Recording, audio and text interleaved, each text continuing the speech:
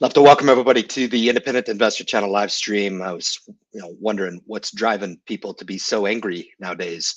It's because the cost of living has just gone through the roof, and it's seemingly there's no hope for the little person. For you guys that are new to the Independent Investor Channel message, we do this on a every Friday on a weekly basis to truly foot stomp the opportunity that individuals have to identify opportunity where seemingly it doesn't appear that there is no opportunity. We've rolled off significantly quite a give back this week in the markets. I'll declare the portfolio updates for you guys. I just did the review just a couple minutes before coming live tonight. I was actually pleasantly surprised. It seemed a lot worse than what shook out in the numbers, and it just proves some of those tried and true fundamentals that we foot stomp. And I think a lot of people, they like to come into the message and hear those reiterations of what works in the market. I was brought to an extremely awesome, and it's a YouTuber that I hold in the highest of regards. I've been very vocal on who I think the best on YouTube is, and for me, it goes no further than a Gen X dividend investor, number one, as far as quality content. But actually, the best channel I think out there going probably does not receive the accolades that he deserves is Joe Carlson. Joe Carlson, I think, is probably number one on that list. A fantastic message today, really contrasting Michael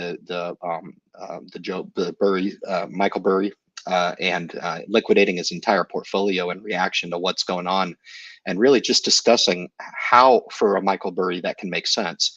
And for himself and many of the grander retail investor community, it might not make sense.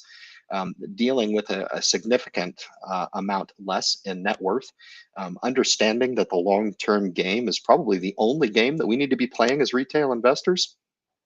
So if you're losing patience on this market by getting caught up in the euphoria of following markets, and last week, I mean, earnings came through. It was a great earnings season, actually. So this is just a digression. Technically, it hit the 200-day moving average. It did digress off of those levels, which is totally normal. Whether or not this is a technical bounce or something more fundamental, I know anybody is probably going to have their best educated guess as to what's going on. I just had a great discussion with Bob behind the scenes, and I just appreciate the heck out of him coming on and getting to talk to me. It's part of the reason why I just enjoy the heck out of doing this message. Kind folks that I get to come on and interact with, and Becky's one of them. Good evening to you. It's great to see you, Becky. And it's kind of the strength collectively, knowing that we're all deploying individual programs out there and trying to get ahead in this life is what we're trying to foot stomp. And I think a lot of the discontent, I think, anymore is people are figuring out that no matter where you are in the world, and no matter where you're trying to transact and piece together a normal life for yourself and your family, there's always somebody there to take a piece of your transactions. Okay. What I mean by that, you guys are going to want to listen up here, man. Think about when you go to the grocery store, you're paying markup. When you go and you pay for your insurance. Me, I just took 100% increase on my auto insurance for moving here to New York City. 100%. I'm a great driver. I have not a lick of history in my driving history. I had to take 100% increase in my insurance premiums for my autos. Transactions right now. Everybody doesn't know where the housing market's going to go. Is it going to go up? Is it going to remain static? Is it what's it going to do? Everybody's trying to get a piece of our transactions, and financial planning is no different than that. It was the very root as to why I came out with the channel, to suggest to people that perhaps maybe the best way of protecting the integrity of your specific equities purchases, whether or not you purchase mutual funds, whether or not you purchase ETFs, whether or not you opt to purchase, ETF index funds, whether or not you opt to purchase, single stock investing, the integrity of those transactions are what we are looking to advocate for. And that is the very essence of the channel. That's the very essence of the channel. Being an independent investor rids your accounts of all of the middleman fees, the very transactions that we talk about, the very sacred nature of protecting the integrity of those Roth IRAs that we're all looking to build. Looked at the accounts tonight and I thought, man, we're doing exactly what it is that we have set out to do. I looked at the thrift savings plan tonight, which is if you want to relate with it, I see Dave in the group here, man, very cool stuff. Shout out to my brother here, Dave, and I hope all is well, my friend. It's great to see you this evening, man. Very cool stuff. But I was looking at my thrift savings plan performance year to date, and I'm up 5.24% in the account. And how is that? Is it because I timed the market? No. It's really because I increased, you guys know, and I declared this when I went from 10% to 20% of my income to double that up. And I did it right in the face of adversity. I did it right in the face of when it's probably the toughest to do it. In other words, had I followed the crowd and listened to all of the rhetoric out there on the marketplace, I would have been more prone to sell everything, like Michael Burry did. And Joe Carlson did a great job of drawing a distinct separation between a lot of people maybe following a Michael Burry into that mentality, as opposed to just staying true on a long-term program, which is what I tried to bring home. Look, if I was just coming on and I was talking about those tried and true fundamentals of dollar cost averaging without the actual proof, it would be a little bit different, but it did nothing but prove to me that this stuff works. I think there's a few things. I'm going to go over a list tonight of some things, tried and true lessons of investors that I think you can adhere to and take a lot of the guesswork out of this deal. You really can. You can make it a lot easier than what everybody in the short term would have you believe. And I tell you what, I keep going back to the propaganda that is being sold to individuals, especially through CNBC, which is one of my favorite channels to watch. But make no mistake about it, guys, I very rarely actually listen to the commentary. I'm actually watching the ticker tape. If I could have an app that just gives me the ticker tape, I'd love it, because I read the ticker tape. I don't listen to the commentary so much in the interviews that come through, because I'm really not that interested in digesting what it is that people want me to hear at that very moment, because in the moment, it doesn't really matter. It doesn't matter what's happening in the acute if you are in fact a long-term investor. Now, if you're a short-term trader, no problem. It's just that's not my message. There are people out there that may teach you how to, I guess, trade successfully in the market. I tell you what, anybody who can guess this market, I tip my hat to you. I'm not one of them. And I think there's a lot of people out there that are looking at this market and they're just as confused as I am. There's professionals alike. I can't figure it out. One week it's going to do one thing, one week it's going to do the next. I think you should probably just take on a posture of not being reactive over markets, rather just taking a step back and looking at financial markets and saying, you know what, I want to participate in financial markets, and that's it. The only way that I can do that is to buy good quality equities and fund those equities up over time. And we say it in 1,000 different ways on the channel, but it's amazing to me how that very tried and true fundamental of wealth building escapes a lot of people. Now, there's certain different elements of pedigree that you can put different emphases on in your portfolio. If you want to put a little more emphasis in dividends, you can do that. If you want to put a little more emphasis in cash, depending on what your age is, I had a great talk with Bob about this. I thought, what is the harm in putting a little bit of money to cash? It was the biggest deposit that I made this week was into cash. Of all things, this week, the biggest deposit went into cash. That's just what felt right. The equities that I own, I'm happy with. I don't want to liquidate those positions. I would be liquidating some positions at some fairly heavy losses. And the question is, my 80 share position in Amazon right now, is it a position that I think is going to materialize over the next 5 to 10 years? The answer is unequivocally yes. So what am I saving by liquidating that position now in the short term for my mental sanity? I don't get it. So I can remove myself and make myself immune from the day-to-day fluctuation that an Amazon can deliver from day to day, right? So when I put it in that context, it kind of makes sense to just say, look, do you want to be an investor in an Amazon? Do you want to own Google for the future? Do you want to own Microsoft? Apple here is at an all-time high. I'm back in the black with Apple as well. Um, these are names that you just want to hold and probably deploy a very interesting philosophy, I guess, of just holding and never selling. Some of the sells that I've done in my career have been the biggest mistakes I've ever made. And I think for you guys that are looking to take this independent path, it is definitely more of a defensive posture to say, you know what, I'm just going to enter into the market a little more careful. Okay, there's companies that are always looking to have the needle in a haystack. You know, any opinions on 𝑪𝑎𝑛𝓋𝑎? Yeah, I have opinions on 𝑪𝑎𝑛𝓋𝑎. I took my opportunity to enter back into the long calls. So I did that this week. Actually, that was one of the two buys that I made actually this week. If you guys follow me on Twitter, you know my discontent for you know the progress that's being made with Hyliion, and it's not personal. It's a lot of along the lines of what I think about what has materialized over the last couple of years. And 𝑪𝑎𝑛𝓋𝑎 is not immune to any of this. I think 𝑪𝑎𝑛𝓋𝑎 at a $3 billion market cap probably deserves more scrutiny than less. And I think 𝑪𝑎𝑛𝓋𝑎 gets a lot of favor in the marketplace. And if you're truly asking for my opinion, I'd like to see all of these companies succeed. I really would. I think they're making very, very important contributions to the technological advancements along these fronts.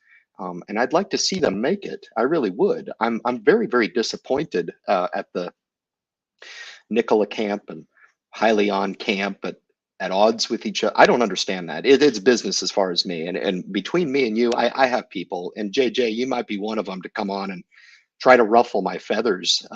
This is hardly on my priority list to engage in this. I own them both, and you know I'm excited to see the progress. I'm a lot less bullish with 𝑪𝑎𝑛𝓋𝑎. Just you know, there was a head-to-head comparison, I think, from the CEOs. I saw a tweet come through that showed that the 𝑪𝑎𝑛𝓋𝑎 executives already reinstated a $450,000 salary. I thought that was kind of funny because that was one of the big deltas as far as Thomas Healy, you know, earning his salary pay for CEO. And I agree. I don't think they should get paid squat. I think people's answers, when I give it to them, it surprises them because I have my own opinion about what's going on. I think if I make money with this opportunity, whether it be with 𝑪𝑎𝑛𝓋𝑎 or Hyliion, to be honest with you, JJ, they're both stupid investments. Okay, you'd just be better served buying the market, and that there is prudent advice, my friend, and that's why, at least I hope. Maybe it's because you come on and want to ruffle my feathers. I think it's fun to do because I do get fired up. I'm an impassioned fella, you know. I'd like to see these companies succeed. I really would, but with the top end revenues these folks are making, they're anemic. They're embarrassing, and quite frankly, they're not good investments right now. We're not investing in these companies right now. We're investing in these companies for where they could be within the next, let's say, 1 year. I'm down to about the end of 2023 for Hyliion, which was conveniently shifted to the right on this last earnings call. Nobody talked about it, and it could very well be the reason why the stock has slipped a little bit since earnings. But um, you know, do you think that they're going to turn out thousands of orders at the end of 2023? No, no, it doesn't. I don't get any sense of urgency at all from this management. I think Thomas Healy and Sherry Baker, they do a great job of selling a very elegant story when they come onto the earnings call. But the fact of the matter is, the company's not going to earn more than $3 million of top end revenue. That's horrible. That's horrendous. And quite frankly, the company shouldn't have been allowed to come public. They did. If they make it, it's going to be the greatest success story ever. And quite frankly, 𝑪𝑎𝑛𝓋𝑎, where they came from and what they're looking to do, I'm fascinated by the hydrogen fuel cell story, but from a from a molecular level, I don't see it being as that good of an energy source. It's you're using energy to split up a molecule so you can use hydrogen as energy. The problem is it's hard to transport, it's hard to store hydrogen. It's just difficult. Now, if the technology is being advanced enough to where I don't cover Nikola the way I do Hyliion, so I can scrutinize on both ends, but I just don't see the bottom line TCO for the fleets picking up Nikola. I don't. And they're not being scrutinized the same way that Hyliion is being scrutinized. They're not. In that if Nikola is going to succeed, they're going to have to sell thousands of units. Would we both agree with that? Yes. And I don't see that their path to selling thousands of units is as easy to achieve than it is for Hyliion. Now, I say that tongue in cheek because Hyliion has to make some real strides with this OEM front. My question of Hyliion and to Peterbilt, and I've lost a little bit of faith in Hyliion. I've lost a little bit of faith because of what they've said and failed to deliver on. So I'm stuck questioning everything. Does the relationship with Peterbilt need to be questioned? Do they have the possibility with this relationship that they have with Peterbilt, where Peterbilt's just going to sit back and say, "Sure, Hyliion, come on, no problem.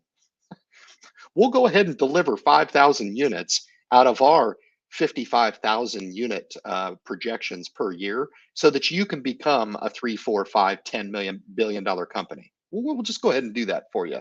Now, if there's something in it for Peterbilt, so be it.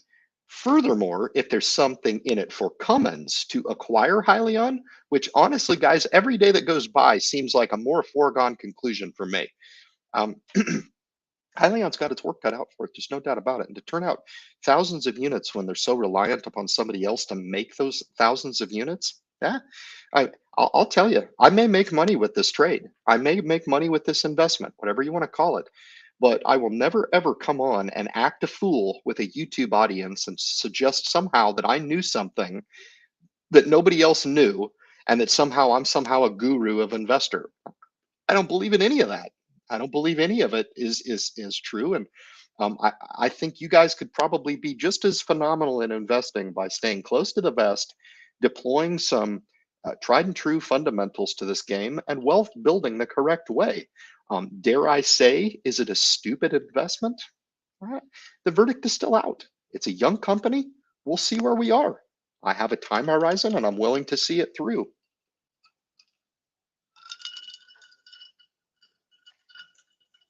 Hyliion is in that new portfolio. Goodness. Nice. He thinks maybe Ryan's seeing something. Look, if they come through on a few of these catalysts, I believe that they will achieve certification. I believe that they will. They'll receive their CARB and NHTSA certification, which is going to be huge.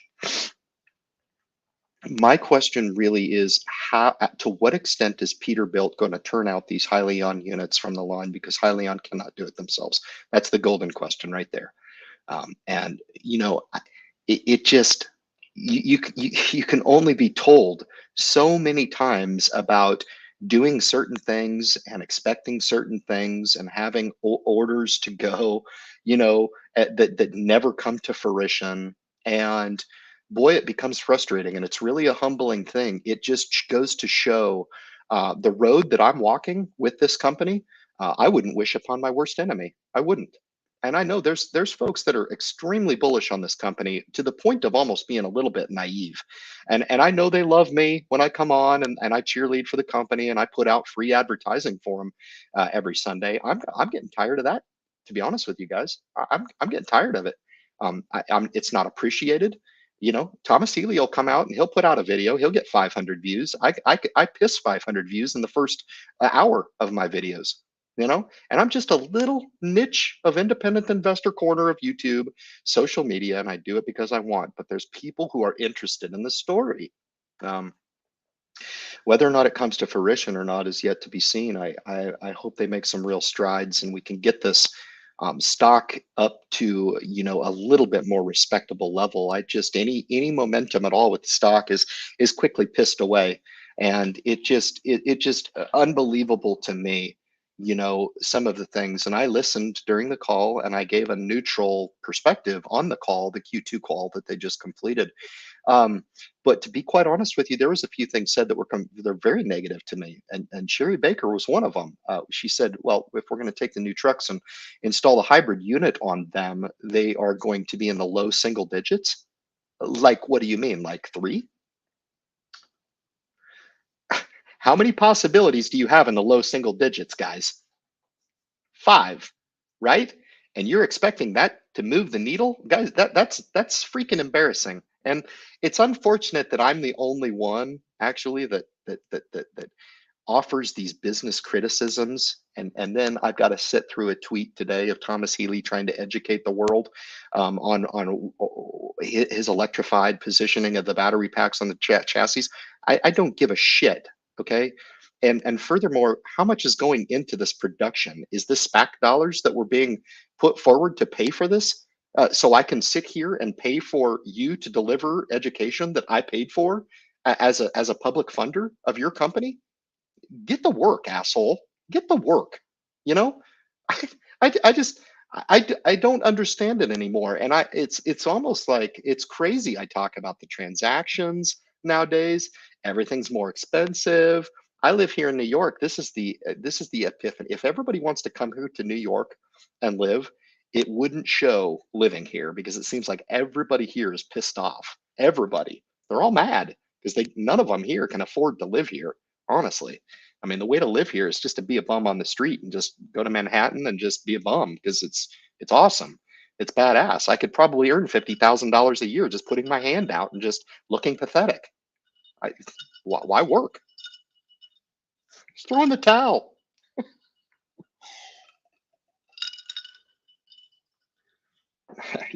I come back to this belief that hard work does eventually pay off. That it is possible to look at the fundamentals of a company and believe that eventually the hard work will pay off. Do I think Thomas Healy is a dishonest guy? Of course not. Of course I don't. But boy, I tell you what, if Thomas Healy can't just take if Thomas Healy just can't take a step back and say, you know what, we are very lucky to be in public markets right now.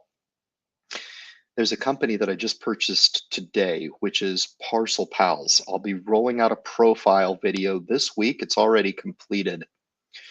Let me just break it down for you. This is a $15 million market cap. It trades for less than 2 cents a share. Okay, 2 cents a share, mind you. They logged in Q1 $2.7 million of top end revenue. 2.7. Hyliion is looking to do between 2 and 3 million of top end revenue, and they are a $778 million company. Numbers just don't jive, do they? This company, Parcel Pals, it's headed up by CEO Rich Wheelis, which we will be interviewing him hopefully as early as next week as well, is working with companies in the likes of Amazon. Have we heard of this company? Cisco, CareRx for the delivery of our healthcare services, medicines, and the like. Have branched out with 2 strategic contracts, out of which I cannot disclose during the live stream, but I have been made privy to those, and I'll let the CEO share those with you guys. Stay tuned for that. They reduced their debt from 1.1 million, the company, very fiscally conservative, down to 378,000. So a reduction of 74% on their debt load. Their highest quarter of earnings came in Q4 of last year, 2021. They logged $3.4 million of top end revenue. And the company is expected to be EBITDA profitable in between Q3 and Q4 of this year. This is a $15 million company. 15. It's trading at 1 times book. So people wonder why I get pissed off looking at the Hyliion thing. And I'm like, you guys have had a yellow brick road paved in front of you. You should be working 24 hours a day, 7 days a week. Oh, Ryan. Oh, God, Ryan. It's scary. God dang, Ryan. Where the hell do you come from? Evidently another planet where hard work is actually acknowledged. I don't know. Get to work, asshole. You're making $5 million a year. The company that I speak about, 𝗖𝐋𝐈𝖖𝐊, took a cut for incentive pay for top end executives, not because the company wasn't doing good things. No, no, no. They were doing great things. But because of the eyes of the stock market, the stock had been driven down in all of this volatility and sell off, that they thought that it was a prudent move to become even more fiscally conservative in an environment where they have achieved not one, but two acquisitions as they're looking to penetrate the West Coast. You guys are going to want to stay tuned for that. I've purchased 22,500 shares of the company. I purchased those shares today. And I'm happy to disclose that purchase to you guys. Have a little fun with it. Costs less than $500. Throw a $500 bill at a company that I looked at the fundamentals and I was like, well, all right, yeah, I'll probably lose this too. Like I've lost everything for the last year. It's been horrible. Stock market's been horrible. I don't want to buy AMC. All right. This is why I'm not popular on YouTube. I'm sorry. I'm not going to buy a theater where the prestige of going to the theater anymore is just about up there with the prestige of going to Bed Bath and Beyond. Put that in your pipe and smoke it.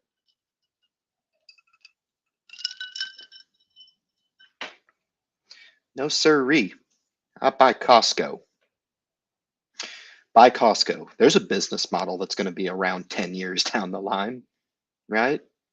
But it's very, very frustrating for me to try to wrap my mind around the strategic urgency in this company. I'm urgent in my dealings with my little business that makes a little bit of revenue per year. I do turn a profit with the independent investor channel, which is my DBA, Cornerstone Capital Solutions. Very, very, very, very successful little venture I have here. The difference between my venture and some other ventures that I see is I'm the one in charge. I don't answer to anybody. I'm the one who oversees the integrity of the transactions within my business, and that's probably what separates me from the masses. Mhm. You have the ability to take a page out of my playbook. And when you purchase an equity within your self-directed Roth IRA account, um, that transaction is yours, baby. It's yours. And if you've never thought about it in that regard, you can thank me later. It can make the difference of tens of thousands of dollars lost along the lines to the middleman because your transaction has a lot of people that are after that transaction to help facilitate you along. Let me fluff that ass a little bit, but I'm going to take my percentage. I'm going to take my percentage a little bit. Yeah, 3%, not so bad. I'd take my percent. Here you go. I volunteer that. It's okay. It's not so bad. It's not so bad. Is it, Penelope? Nah, it's not so bad. It's all good, right? You know, I was got to try to see it my way, man. Be a little bit more aggressive with this. You know what I'm saying? That's what you got to do. All right. Be a little bit more about action and a lot less about words. That's what you got to do. A lot more about action and a lot less about words.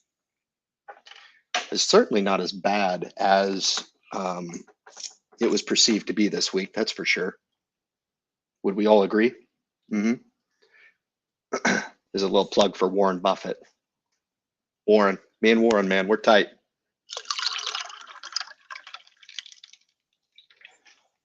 Stuff, baby. Ah, he says. I'm just entertaining one of the vipers right now. That's all, man. I'm just a human being. Trust me. You cut me open, I'll bleed. Mm-hmm. That's one of my taglines. I want people to understand, man, that there's no special expectation of you to me that I need to come on here and act a certain way, man. This is me, tried and true. It's good stuff, man. Rebecca says she's listening in. Fantastic to see you. It's great to see you. Awesome stuff. Great to have the crew here. And I know JJ, I appreciate you coming in, man. You're pretty devout. I think I made you an admin last time. Listen, man, I love the dialogue, man. Don't get me wrong. I don't understand. I feel kind of, and some people are like really after Paul too. And I'm just like, dude, I don't know the guy. I don't know the guy personally, man. If he came on the channel and we did a bulls and bear debate, I would take the bull side of Hyliion, no problem, and it would be great. He would have a great time. He really would, because I'm very respectful, man. I'm very aware. We can light it up too, and I won't be disrespectful. I won't. It'd be a lot of fun. It'd be a lot of fun for everybody to see and really try to get to some of these things, because some of the things he says I agree with to an extent. To an extent.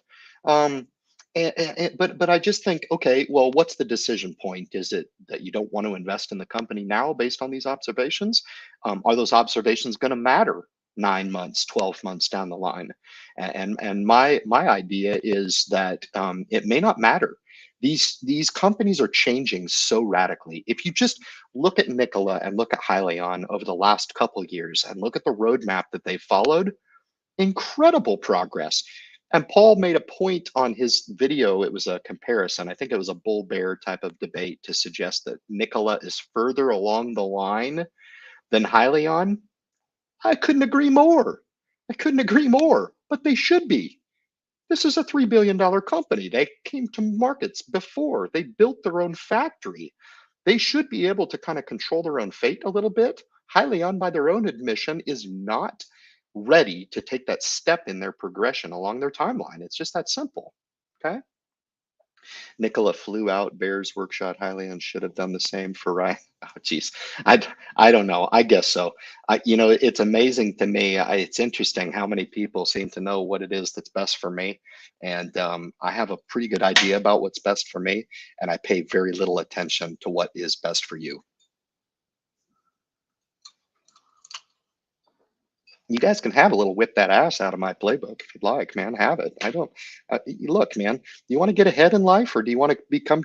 You want to be a lemmings like everybody else? You want to be a minion? Fine. Paint yourself yellow. I don't care. Yeah, you got to have a little badass. I don't know what else to tell you, man. In this life, with the amount of trench warfare out there on the streets, man, you got to have a little badass. Okay, you got to know, not think you know, but you got to know what you got, and you got to be willing to defend that at all cost, man. You really do. Know where you come from. That's why people come and they talk to me, man, because I definitely do. I definitely do. I don't profess to be perfect, but I damn well do know what I bring to the table. I know. And it helps immensely keep me grounded.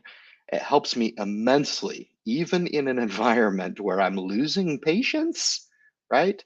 To try to come back and understand that there is another side to this perspective. There is another side to this coin. And I just want to remind you guys of that, man. It's super important to never, ever lose sight of that. And I just want everybody to kind of keep their eyes on the prize and continue to remain focused on the future here, guys. So I'm going to do the intro here, man. That was my 32-minute opening monologue for the Friday live stream. I don't know, maybe I'll stay on a little longer tonight. Why not? Feeling a little saucy tonight, man. It's been a busy week for me. I'm happy to be with you guys, man. And what the hell, man? Maybe we'll throw down a little bit, and I'll look to dig deep to try to get you guys along the lines of personal empowerment and wealth building. I'm there, but I'm looking to bring you along with me, man. I'll be back with you guys in just a moment.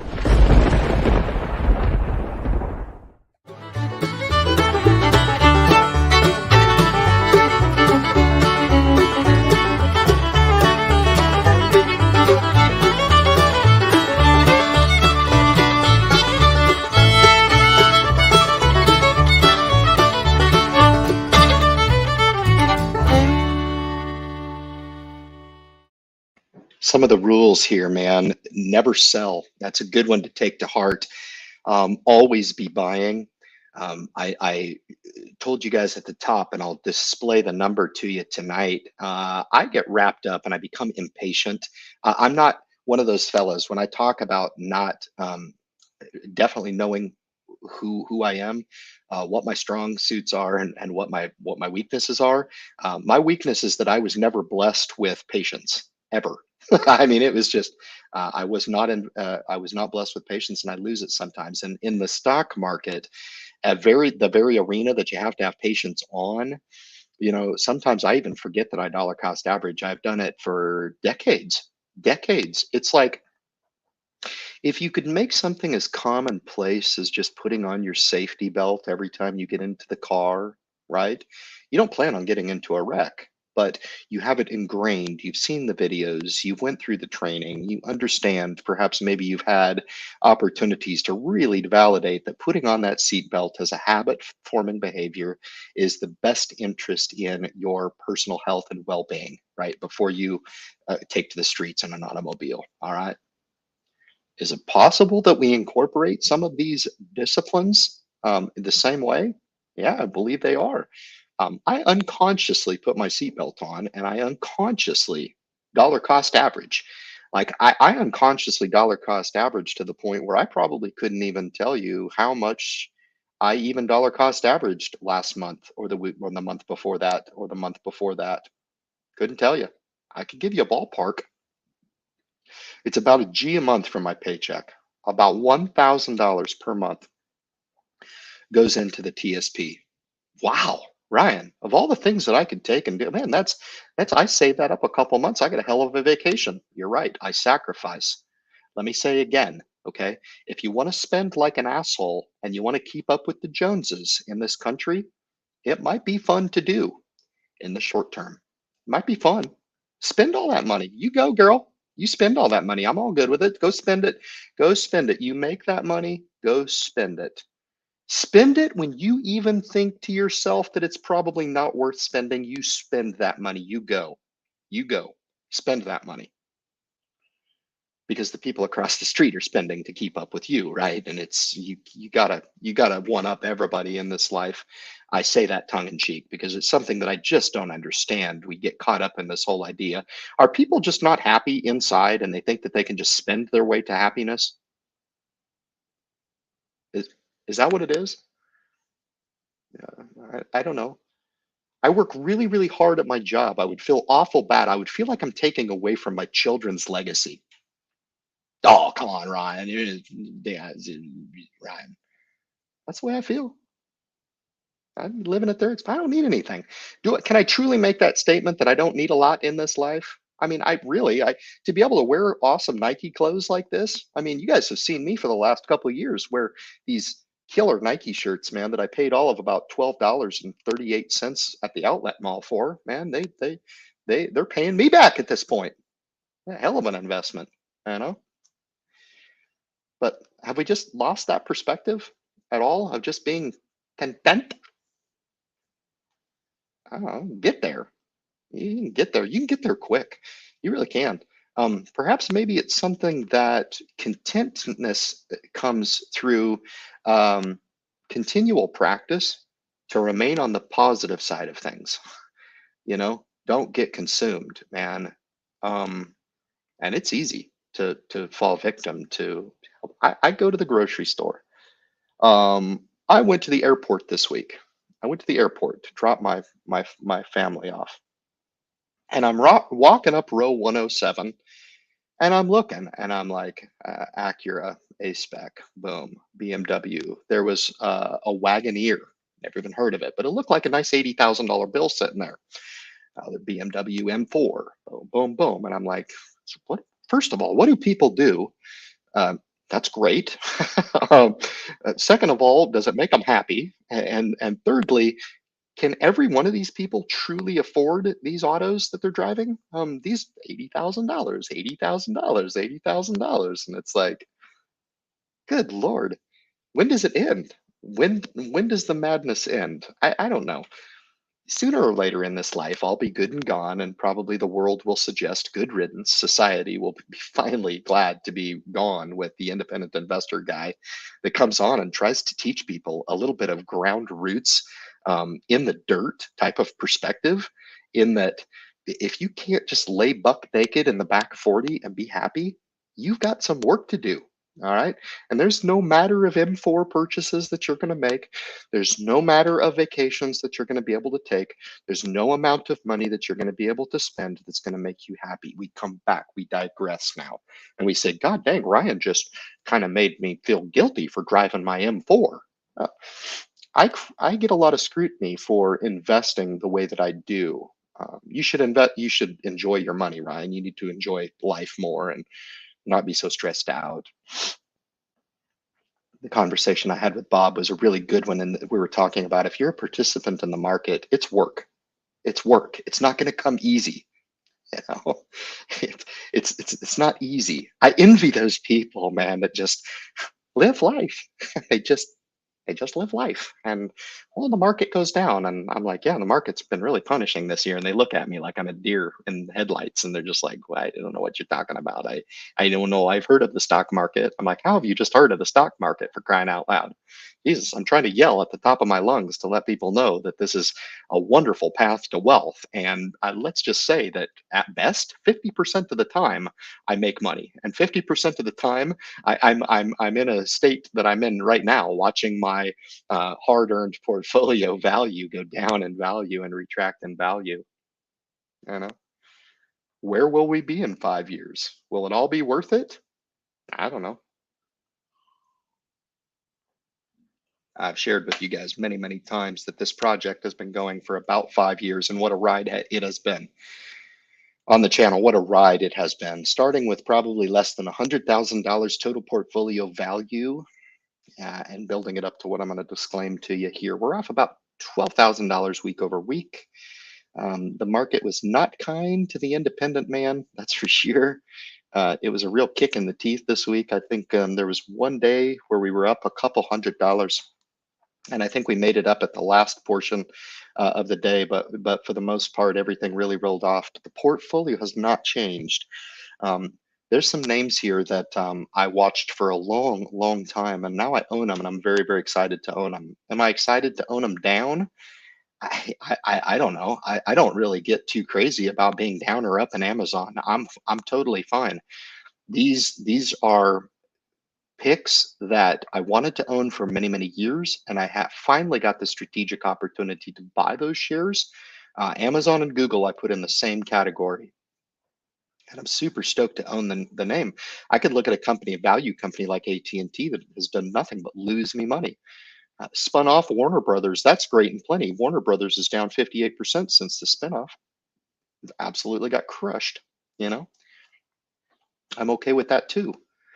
But to own the names here that I own, the verdict is still out on whether or not Oster was a problem here. But for the Dow components in this, the TQQQ, very happy to own that product here with the Nasdaq down the way that it is. Where's it going to be in 5 years? I think it's up over 100. That's where I think it's going to be. That's a triple leverage weighted. So however the Nasdaq performs, it's going to be 3x that amount. hmm Yeah, we're going to be sitting pretty. VTI, that's that baseline that I'm looking to start and establish. I've got a nice position in it. I think we've got a 53 share position in VTI right here. Some value with Blackstone Group, and Boeing with the value, and then the high, the large cap technological growth with Amazon and Google respectively. Google's a behemoth in the telecom sector, so we're glad to own it. I mean, it's just that simple. I look at the portfolio, and I don't. The prudent decision for me is to hold and to abide by one of the very tried and true rules that I've declared to you guys tonight, and that's just a hold.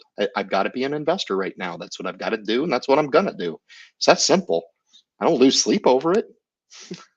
You know, I'm a little against the grid at work. That's fine. I'll continue to whip that ass. It's fine. That's what I do. I whip that ass. I'm not given the easy way in life. I'm not. I haven't been provided a yellow brick road, Thomas. I haven't been provided that. You have. Whip that ass a little bit. The problem with a young kid like that that's given CEO, and sometimes when I hear the criticism of Thomas being a young CEO, I agree.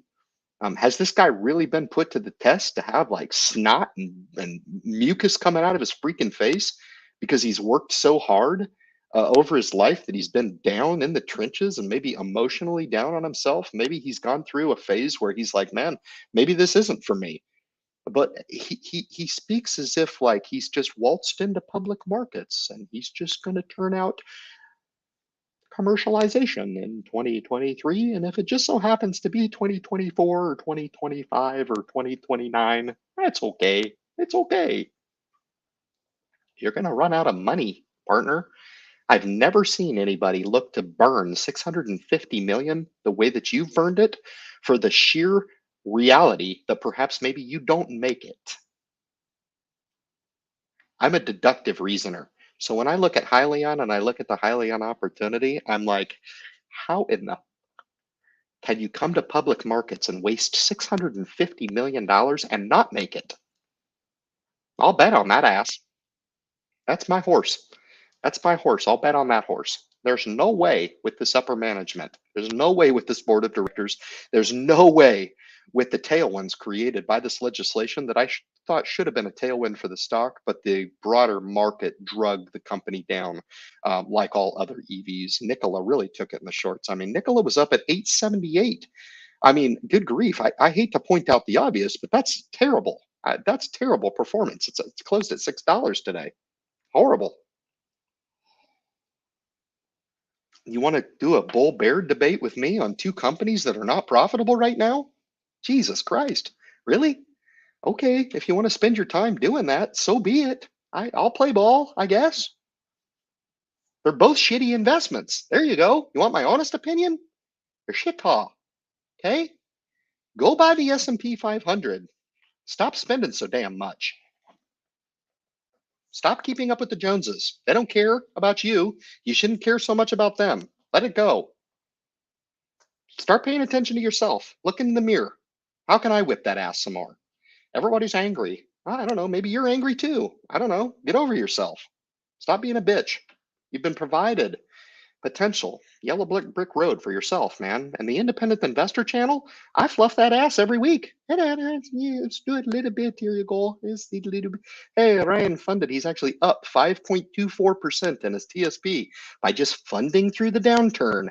But I don't know, Ryan. Everybody was telling me to jump head first into my prepper bunker. I had no chance to hit the sell button for myself. I just couldn't do. I couldn't. Stop making excuses for yourself. All right. Stop making excuses, all right? Get to work. Opportunity's right there. Fund through the downturn. I don't know where we're going. Maybe we're going to go down again. I don't know. Maybe we're going to test the 200-day moving average. This earnings season was actually quite good, okay? For you guys that have been sleeping under a rock for the last 6 months, this earnings season was quite good. We are in a bear market right now. I totally understand. Was this a bull market rally? Shit, I don't know. Who cares?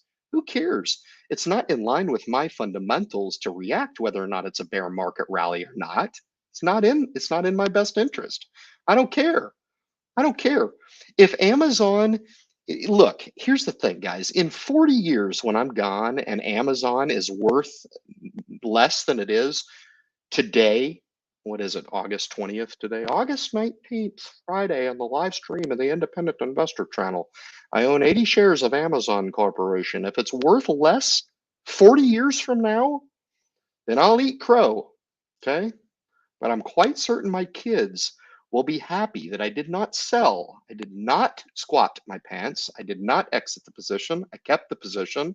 I kept it in the portfolio that's being disclosed to you now. 80 shares is what we've got, and I'm happy to do so. It's just a share ownership, okay? I'm trying to minimize the very psychology of owning stock. Oh, God, Jesus, Ryan, you said stock. You can't do that, man, without disclaiming the people that you own said stock. You have to disclaim it. You have to let them know because people run the risk of losing principal. Really? You're set up to lose anyway, okay? With your mentality, you being the general retail community is already set up to lose, okay? You do not have what it takes to make it in this market. You do not. You do not have what it takes to incur volatility in volatile markets and hold true when it is you should hold true, okay? Most people piss themselves and they fall all over themselves to sell out of markets like this. They always do. Michael Burry's selling. I have to sell everything too. I'm going to sell everything, okay? Ask Matt Money. Matt Money's in the gallery. He's $1 million investor. Ask him what he's doing right now. Ask him if he's selling everything. Ask him. Hit him up. He's in. He's my buddy. Ask him. He's in the gallery right now. You can pulse in with a 7-figure investor. Ask him right now. Matt, are you selling everything right now? He may have a little fun with it, okay? But I'm going to tell you the right answer. He's not selling, okay?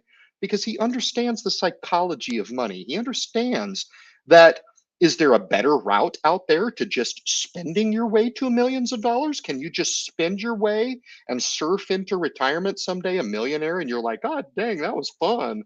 That was fun. I just spent my entire life like a complete asshole. Now look at me. I'm a multi-millionaire.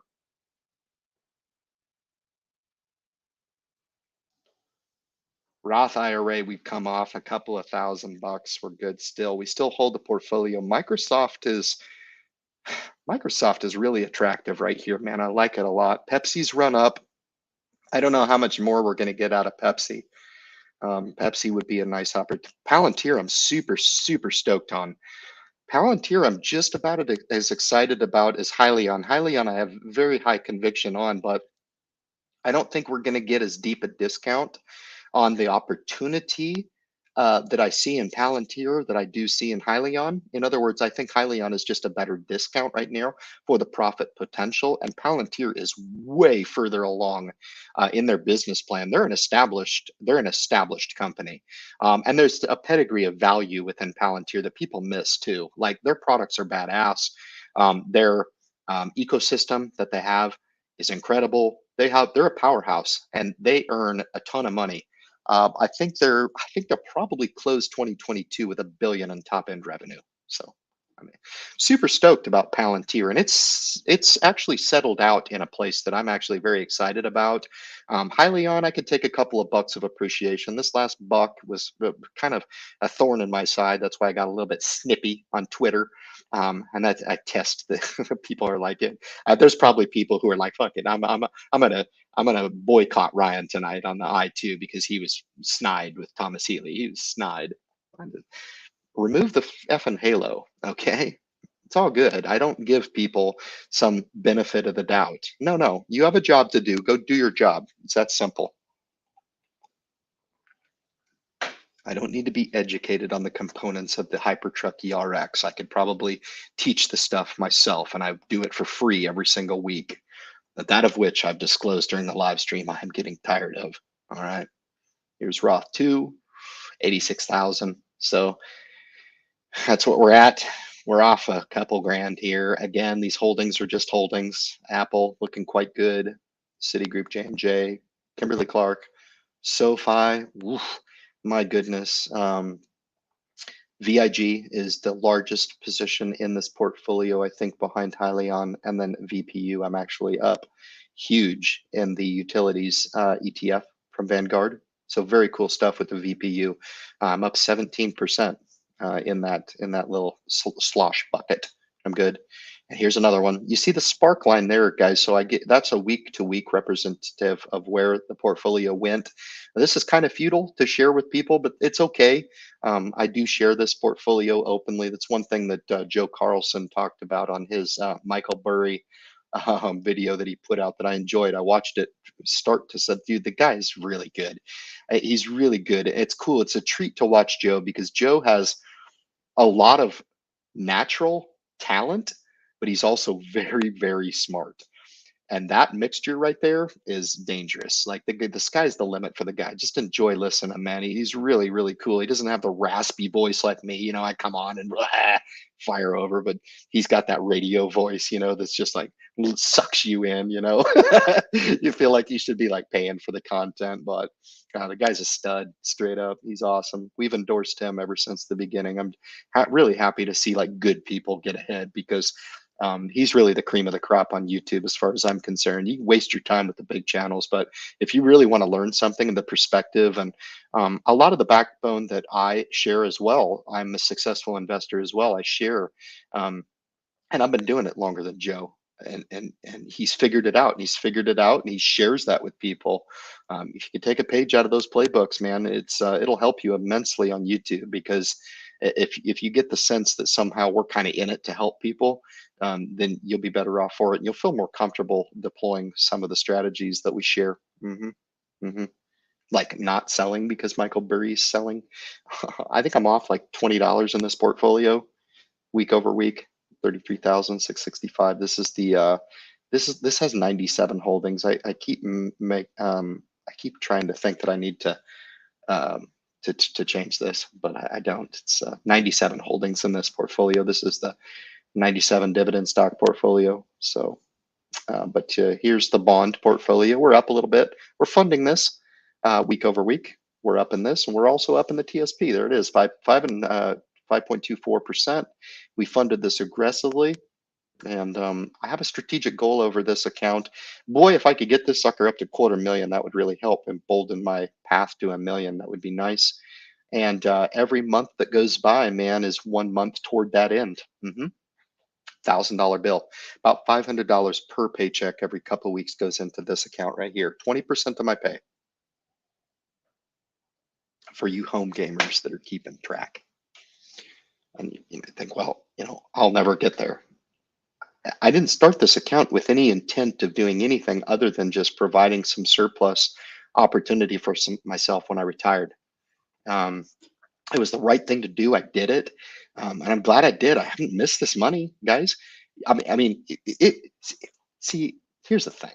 If I woke up someday and I was like, dude, I want to start keeping up with the Joneses. This is badass. I'm going to take my TSP and just go buy that new Corvette that I want. I could do that. And it would be just so choice. Like Ferris Bueller says on Ferris Bueller's Day Off, it is so choice. Yeah, that means I highly recommend picking one up. Right? That was the Ferrari California, but you get my drift. I don't want a Ferrari California.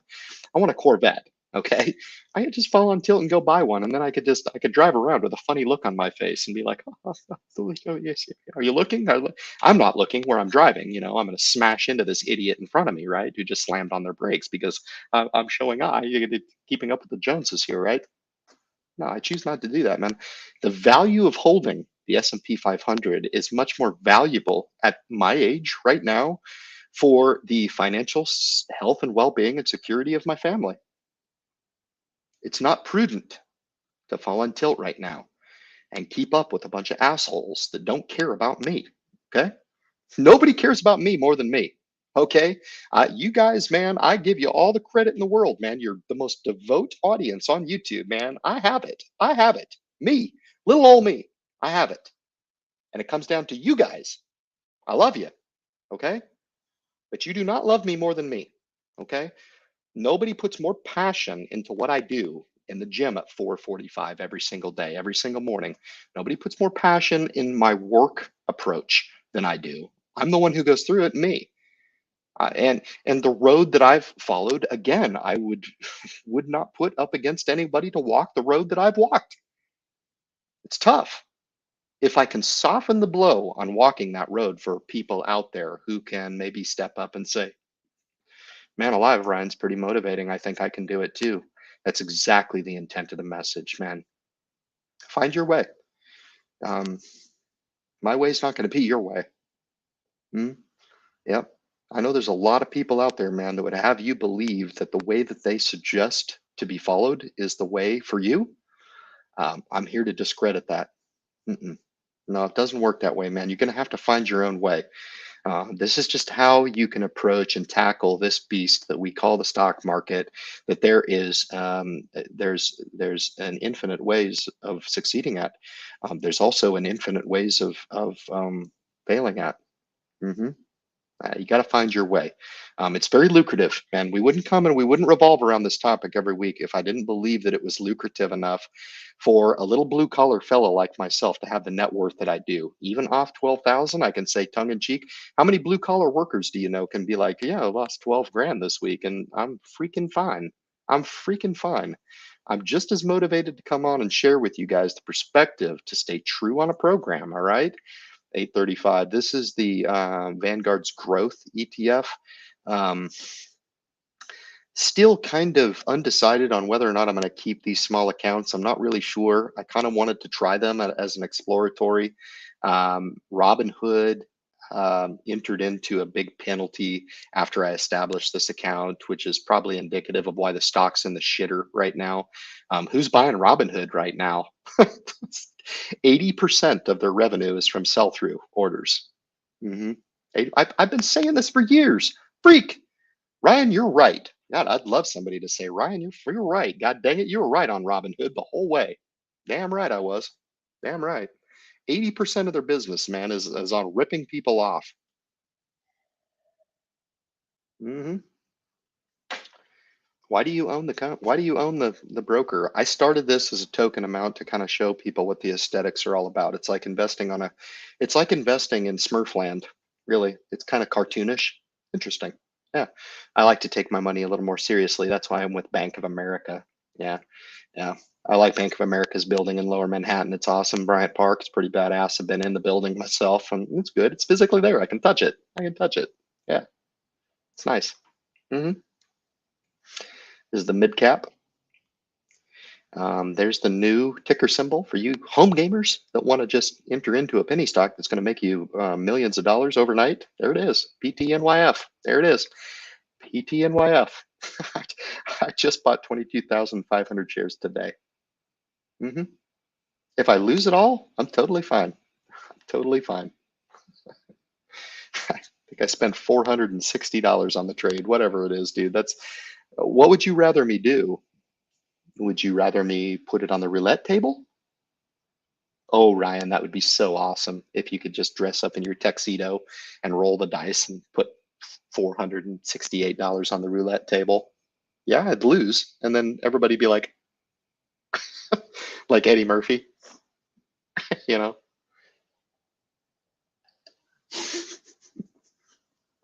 Freak, I'm on a roll tonight.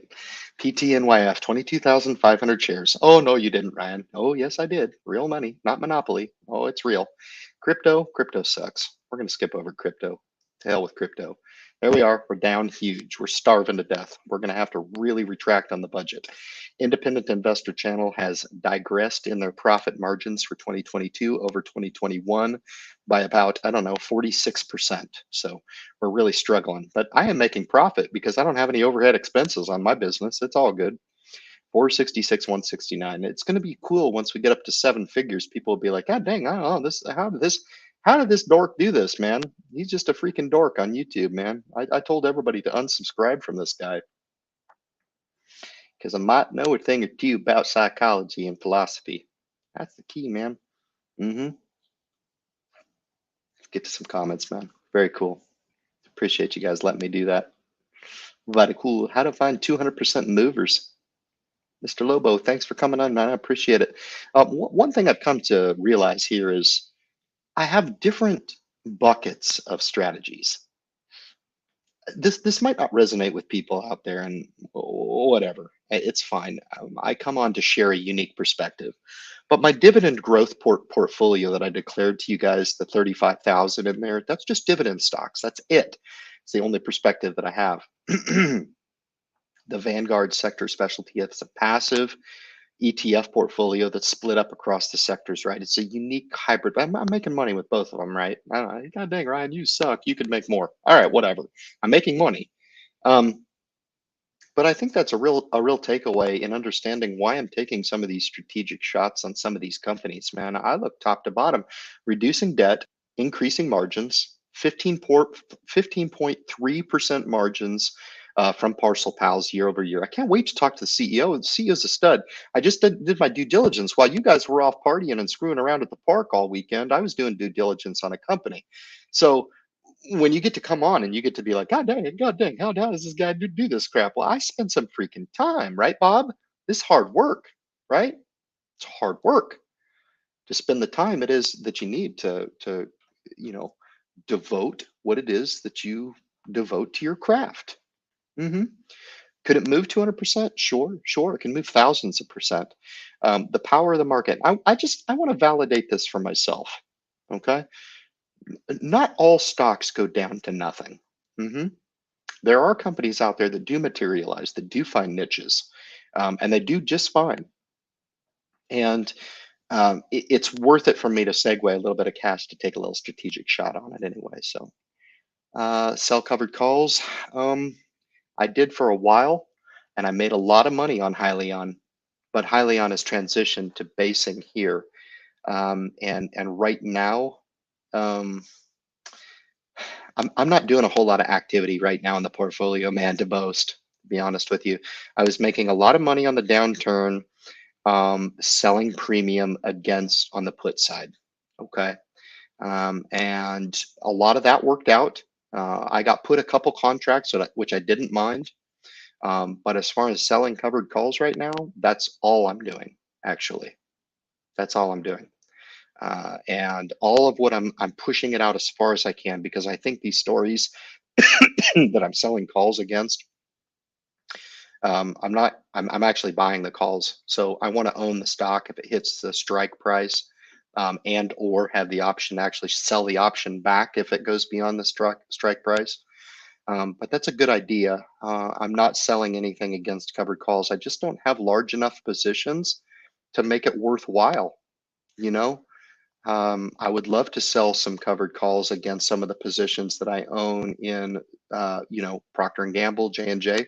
But I look at the premiums on those, and they're pretty anemic. And the way to really do it well is for me to establish my portfolio and get it up to something special to where I can sell, maybe 5 contracts as opposed to just one.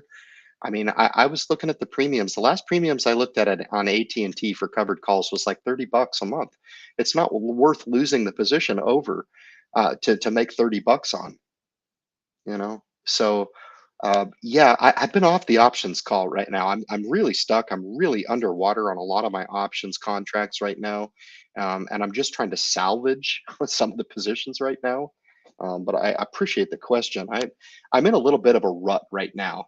So the independent is a little bit cold right now, and I still have the courage enough to come on and actually share it with you guys. You know what I'm saying? So let me get this portfolio off here. Excuse me. There we go. All right, cool. Back to the comments, baby.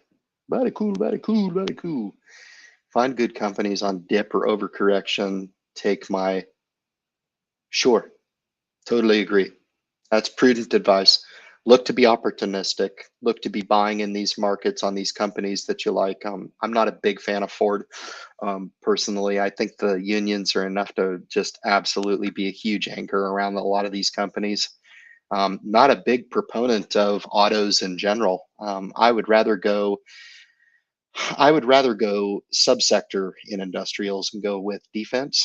I'm a big fan of Lockheed Martin. I'm a big fan of Northrop Grumman. Hell, I like them all. To be honest with you, Boeing has done very, very well. But as far as the automakers, I would buy Honda. I would buy Toyota.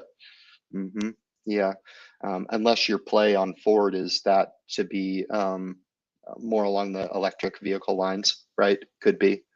Yeah, see, I'd be more apt to go with Carnival. hmm Yeah, Carnival's a good buy right here. This industry catering to a generation, guys, that has money coming out their ass. Okay, the world, if you haven't woken up to it, is changing. Okay, and it's changing in a big way. People want to spend money. I don't. I just got done preaching to you guys for an hour and 7 minutes on how you shouldn't be so interested in going to the church of spending your money all the time and keeping up with the Joneses, the church of keeping up with the Joneses, right? You wake up every single morning and you're like, oh, I gotta spend. Um, yeah, I'm not really like that. But for the generation that wants to go and they want to experience and they want to have different experiences, yeah, I think this is an industry top 5. Carnival Cruise Lines, Norwegian Cruise Lines, Royal Caribbean, which I think is right there at the top. And I think Disney is a screaming buy right here. You really missed your entry a couple of weeks ago because it's been on a tear. But Disney is one as well. And there's plenty of other lines out there that you can take and enjoy and have a good time on. But Carnival Cruise Lines, I saw it come through the ticker tape today at $12. Was I wrong on that? hmm Yeah, that's silly. Carnival Cruise Line, for you guys that are new to the industry, is by far the largest cruise line in the world. They're enormous. Believe they own 47% of the entire market. hmm Yeah, they're huge. Yeah, they don't mess around. The partiers go on Carnival Cruise Line. hmm hmm I appreciate you coming on and sharing. Nishant Lobo, very cool, man. It's great to see you. I should really kick on. Hold on a sec, man. Hold on. Very cool. Gotcha. I just added you as a moderator, my friend. Very cool. Very cool stuff, man. Bob says Ryan tells it like it is. And I tried to, man. I dug deep on this one. I mean, we're going to go for a few minutes extra, man. If you guys want to stay here in here and hang, no problem. I understand. And I'm not trying to take your time. If your time is more valuable elsewhere, I highly encourage you to take that time. But if you want to spend a few more moments with me, then no problem. I'll shut down the live stream here in about 10, 15 more minutes. I enjoy the product just as much as you guys do. I enjoy it. It helps keep me sharp. And I've always heard through, scuttlebutt that if you can teach upon a topic, it makes you that much better of an applicator. So I would charge each and every one of you guys with this. And some of you guys need to actually get to a point where you've got this licked for yourself. Look, guys, I know people that have been with the channel for less than 6 months, and they have got some incredible portfolios going on, some incredible investments, some incredible wealth building initiatives for themselves. They've got it. They've got it figured out. So you want to make sure that if you have that opportunity to pay that forward to those folks out there that, are looking to wealth build for themselves and not buy into sell, sell, sell, that they're able to do that. Certainly, maybe selling everything right now is the prudent move. I won't be doing that. I don't know. I don't profess to suggest that perhaps maybe the markets are going to go up or down. I don't perceive to know that, and nobody does know it. Ape love ape. PRTY, Party City going to be the next 10x meme stock next week? Of course it will. They sell a bunch of dog shit to people. Yeah, that's good. That's great. That's great. Stores that I just despise. I do not like dollar stores. I do not like Party City. I do not like Halloween Land. I do not like those stores at all. It's as if I lose my intelligence when I walk in them. So Juan Ventacourt is confused as to what he's experienced this evening. Fantastic. Let me summarize for you, Juan. Having a cocktail at the end of a tough week. Work does pay off. Hard work does pay off. I do this every single Friday to try to get people to understand, to disconnect between what it is they are capable of and what they are inundated against through mass media, through social media, especially. And I hate to add to it, but if you're going to be inundated, you might as well be inundated by the stuff that's coming out of my mouth.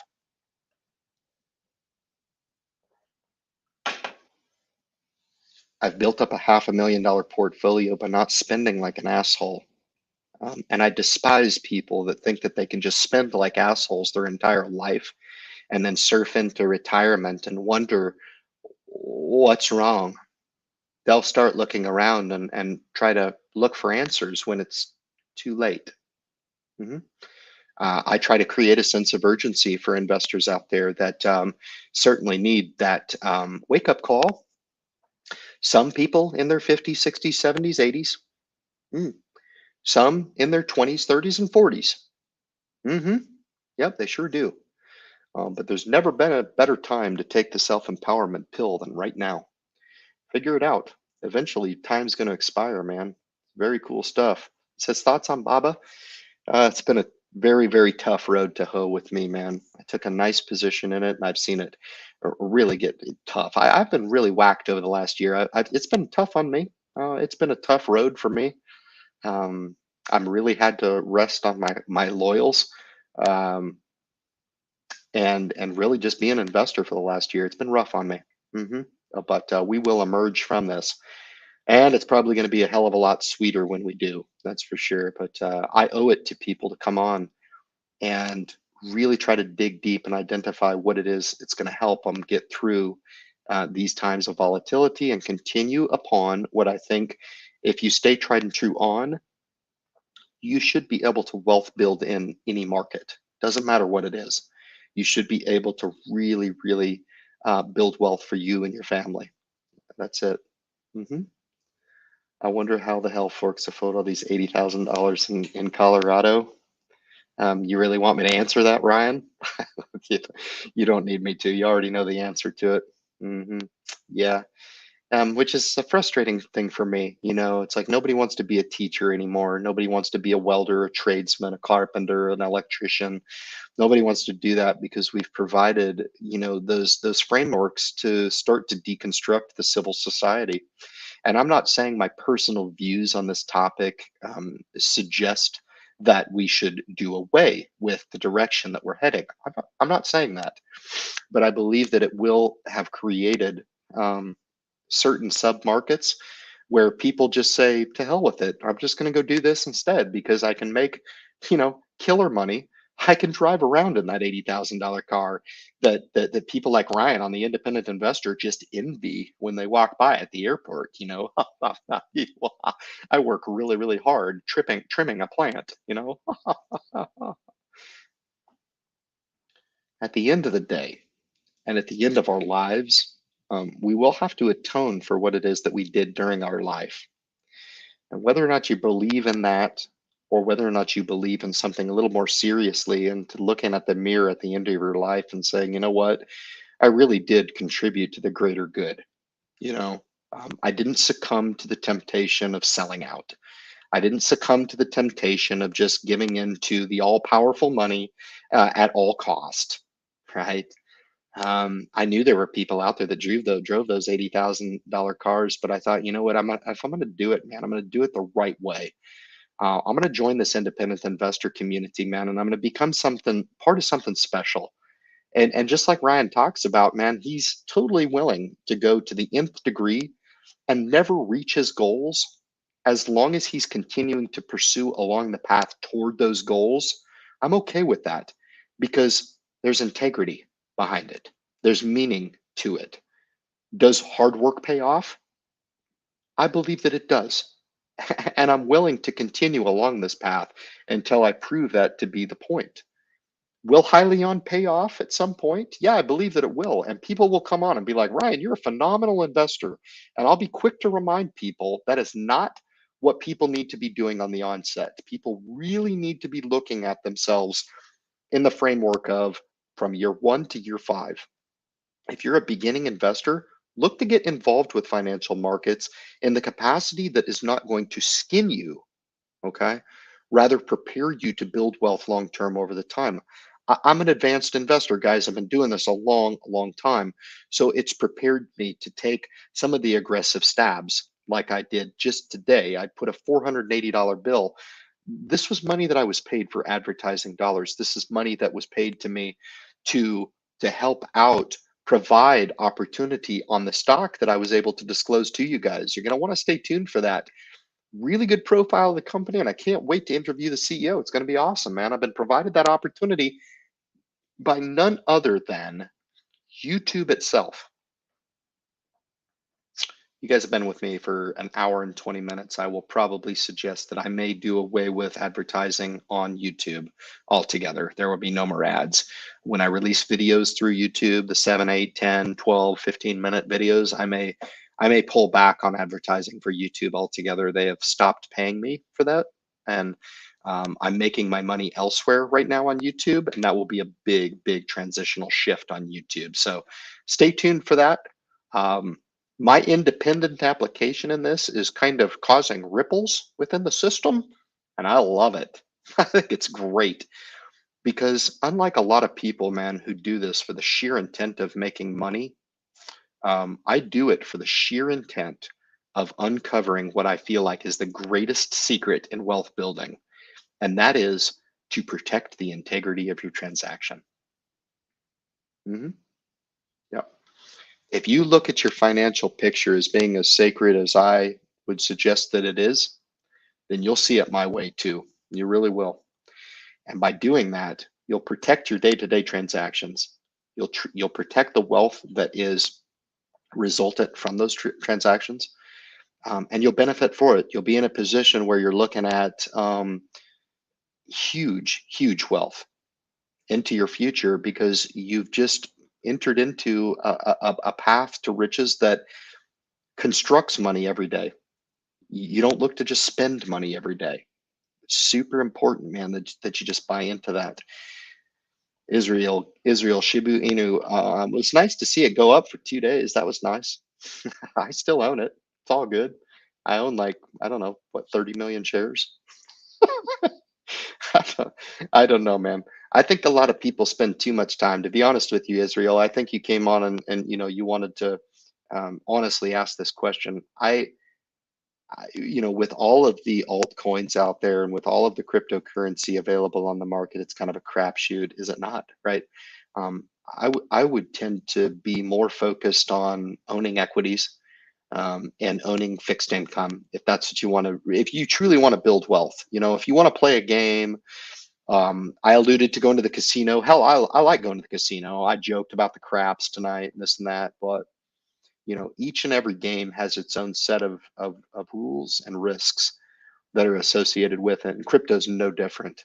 Crypto is no different. And I would suggest being careful. I really would. Because I think owning underlying equities really is the best segue for your dollars, and the best alternative to keeping just idle cash on the side all the time, to putting money away. That's for sure. Own some cryptocurrency, man. I get it. I do. I own SHIB. I get it. I own Bitcoin, Ethereum, and some Cardano, but I own it to a very, very anemic extent in my portfolio, and I keep it at that. So I appreciate you coming on, brother. Thank you for coming on. And I'm sorry you got a 9th inning call out here. But this has been a hell of a live stream tonight, man. I really enjoyed this, man. I didn't script this tonight. This was all coming right off the top, right out of the heart, man. Yeah, we try to really dig deep for you guys. We really do. Hopefully it helps you. I'd like to think that our time is well spent. We spend a few minutes in here every single Friday revolving around this topic. And I'd love to suggest that what we do makes a difference for people, makes them hold their head a little higher, makes them think that they don't have to compete with the next door neighbor all the time. People have a lot, or seemingly have a lot, and maybe not understanding the underlying story that exists behind that M4 BMW being in debt above your head. Really focusing in on your own personal empowerment journey is the key. That should be the sole area of where you focus your time most of the time, if not the totality of your time. I spend very, very little time focusing in on what others are doing. That's why very, very few catch my attention. That's why I've mentioned a few tonight. Mr. Joe Carlson, very, very cool, and Gen X dividend investor, who both have always been a friend of the Independent Investor channel, and they're doing good work, man. So if you want some diversity in your application, please check out those channels, man. They have my highest endorsement. But I want to wish you well. Thank everybody for tuning into this live stream. It was a lot of fun. We'll continue the drumbeat next week on the Independent Investor channel, no doubt about it. Good luck to you guys. Hope for better times next week. This week has been brutal. It's been terrible. But stay tuned. If you enjoy the message, man, I would invite you to come be part of the community here. I think most of the people who tune in here are very, very devout subscribers. And for that, I want to thank you for your continued support of the message and being part of this community as we continue to foot stomp this message. It never stops. It's a lifelong evolution that we're putting into play, and we're planting that seed in people, man, to make it more commonplace for people so they can incorporate this into their lives and they can look at it a little bit more like putting on your seatbelt every single day. I immerse myself in this work and I love it. And I would just suggest that you guys up the ante a little bit in making this a little bit more a part of your lives in your financial discipline. Guys, thank you so much. And we'll catch you next Friday on the Independent Investor channel live stream, fast as 60 minutes on YouTube.